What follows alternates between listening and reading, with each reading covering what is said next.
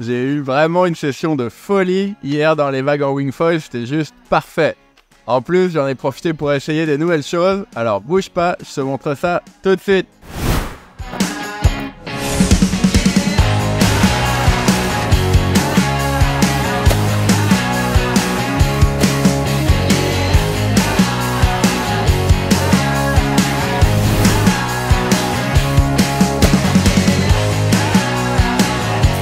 C'était du vent de sud, donc c'est un peu plus rare ici, et c'est pour ça que j'ai été sur un autre spot où ça rentre un peu mieux, à Praia do Sol. Moi je suis plutôt habitué à naviguer avec du vent qui vient de la gauche, et à être backside quand je surfe.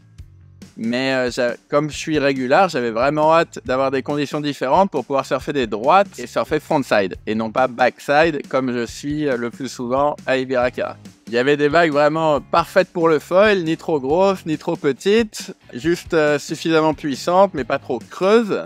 Le vent il était side-off tribord, je dirais 12-16 nœuds à peu près. 12-18 nœuds peut-être dans les rafales. Il était presque un peu trop offshore, c'était un peu déventé au bord, fallait pas se rater, notamment en sortie de vague, fallait pas recoller. Sinon, c'était un peu galère pour redécoller, mais bon, ça marchait quand même. Donc le choix du matos, il était pas si évident que ça. J'ai choisi de prendre ma 5 mètres, ma plus grosse wing, donc c'est un peu plus encombrant au surf, dans les manœuvres, mais par contre, pour décoller, c'est hyper facile. À la moindre rafale, dans les mousses, au bord, là, comme le vent était un peu offshore, ça me sauvait la vie, vraiment, je pouvais décoller très facilement. Pour le foil, pareil un peu, j'ai voulu prendre le foil, mon plus gros foil, hein, c'est le 850 Carve 2.0 D-Lab.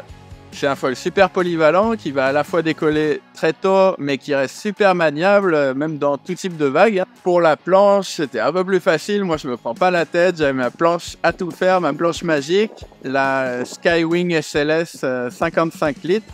En 4-7. Ça faisait un moment déjà que j'attendais ce genre de conditions pour pouvoir faire des aérioles à la façon windsurf, un peu je dirais, c'est-à-dire en tenant ma wing dans les mains. Ça me permet d'avoir plus de puissance, d'aller plus vite et en l'air de pouvoir planer plus longtemps. Et donc c'est très différent d'un aériole plus type surf où on a la wing note qu'on tient par le bord d'attaque.